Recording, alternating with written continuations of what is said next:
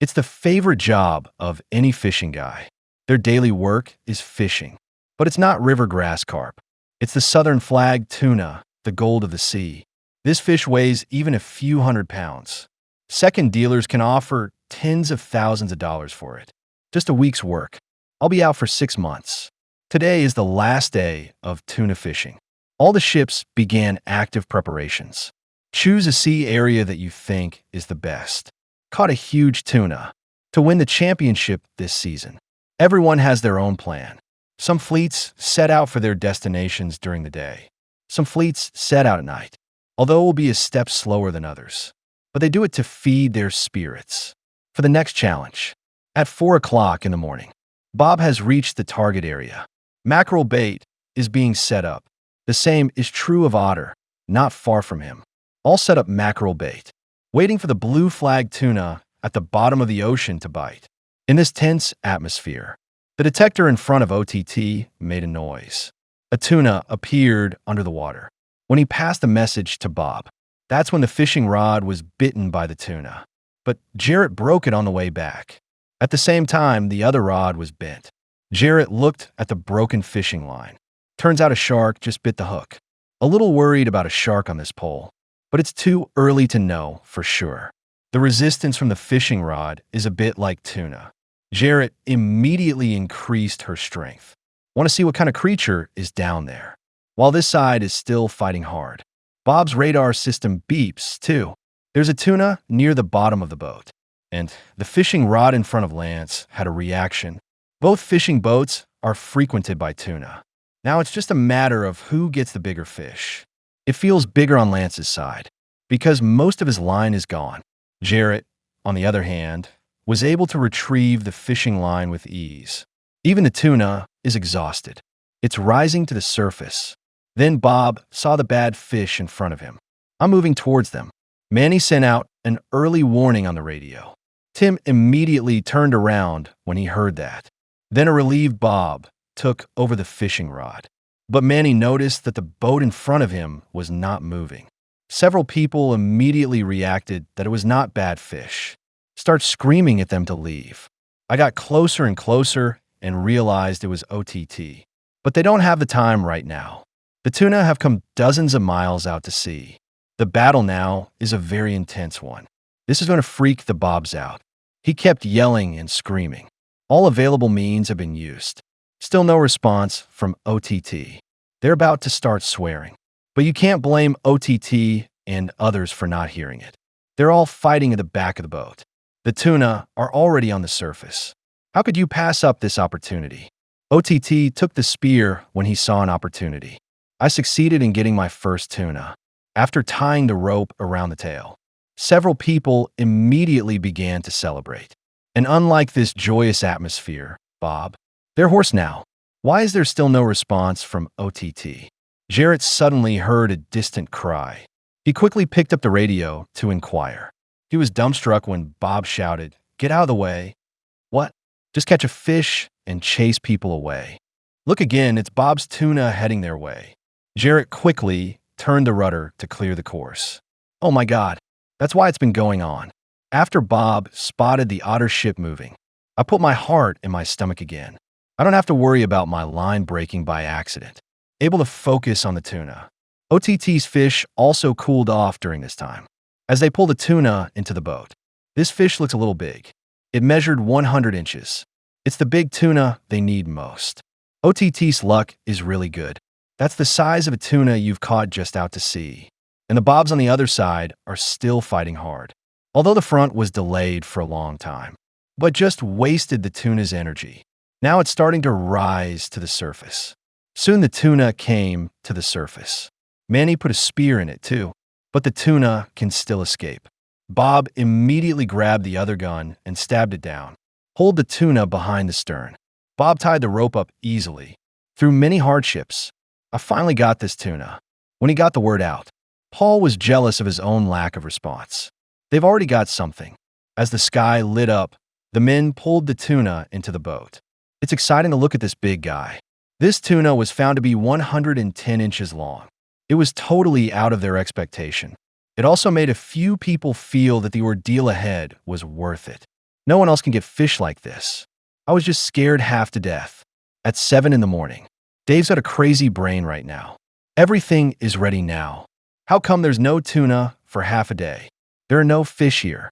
When I heard Bob and Otter fish, I'd love to turn around and get to them. But Dave wants to fish here again. After all, I've caught good fish here before. That's when Michelle came over, trying to get some information. But Dave has nothing here. After not getting anything useful, I lost the desire to communicate. Tyler's under a lot of pressure right now, from the first place to fall down. Now I hear someone's already serving fish, and he's still on his way to the fishing spot. But he doesn't regret it now. There's a lot of money to be made for all the ups and downs this season. Now I just dropped out of first place. None of this is a problem. Okay. Taylor, on his way to the fishing spot, watches the whales next to him. He was immediately on deck. Start laying out mackerel bait. We're going to fish for tuna here. Suddenly, the probe spotted fish at 150 feet. That's when the fishing rod buckled.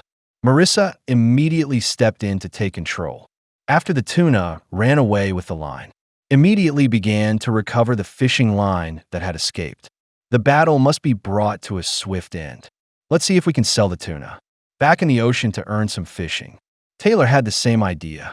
After taking over Marissa's fishing rod, it seems strange that this tuna is fighting back, like a fishing line wrapped around something. It's hard to pull back, but there's nothing else around here. Most likely, the line got tangled in the tail. Given the circumstances, that seems likely. If we let this tuna run underwater for too long, it could have ripped the line. In order not to lose this tuna, Tyler decided to lighten the pressure on his hand. Let Marissa reel in the thread slowly. After nearly half an hour of pulling, the tuna is finally on the surface. Tyler felt as if the fish had lost its strength. Just hook the tuna right up. Tell Marissa to tie the rope. With the tuna in the water for a while, the two men immediately pulled the tuna into the boat. The measurements showed that the fish measured 87 inches. It's not the biggest, but it's enough to make them a fortune. At 9:05 a.m., Paul learned that another fish had been served. Suddenly a little urgent. If we don't catch any fish, we'll lose our first place. Although the championship doesn't really matter. But the money from tuna fishing is real. And after 11 o'clock tonight, all the buyers of the port will no longer buy tuna. They have to do it before they stop buying. Return with a catch of tuna. But now they have nothing to gain. Suddenly there was a bend in the fishing rod at the stern. When the tuna bites the hook, Paul immediately stepped forward and clenched his teeth. Start the effort to recover the fishing line. But after pulling and pulling for a while, turns out it's just a shark. The silent shark is at it again. By this time, Taylor had returned to port, ready to sell today's tuna. Although this tuna is not very big, but as long as the core is clear and the color is beautiful, fat is evenly distributed and abundant, that would bring them plenty of money. After cutting out the useless fish, there's 275 pounds of fish left. The fat in the fish looks good too, but the color is not particularly good. Now, we can only look at the core. According to the buyer's observation, the core is still pretty good and clear. You can get up to $19 a pound. Although the unit price is not particularly high, but it's still brought in $5,225. There's a good chance of regaining the top spot. The hard goods number left last night. So far, no tuna has been seen, not even their excrement. To attract tuna, Jason cut out a box of mackerel bait, fell down in the middle of the sea to make a nest. Hopefully, this will attract the tuna. I have to say it works. It only takes a minute. The probe found tuna under the water. Several people were immediately waiting in front of the fishing rod, with the tuna biting the hook. Joe immediately began to retrieve the fishing line, to pull the tuna into the boat. They really want this fish now. Jason found out when he took over the fishing rod. This tuna could be big, but the resistance doesn't seem to be very strong. It soon rose to the surface of the sea. Just a little help at home. I can get Joe to put a spear in it. Jason tried for a few minutes. Joe put the spear in it. With the harpoon, hit the tuna. He's got the fish right next to the boat. And tie the tuna to the stern. Necessary treatment for cooling. After Marcia broke the news, didn't get any good feedback Just Dave's envy. It's just weird Bob and OTT has not yet returned to port. It's still at sea today. The Messias are pulling the tuna on board. The fish measured 78 inches. It's not that big, though. But this is the last tuna of the season. Still something to celebrate. Soon the men return to the port. Sell your tuna as soon as you find it. Rick looked at the little fish. I think Marcia made the right choice. If you don't want it because you don't want it, that might not be enough time for them to catch another tuna. Although this fish is a little small, but it also has 192 pounds. It's just that Jason took Rick's job, leaving the buyer to watch. But it's not a very skilled job. The following unit price is not going to work.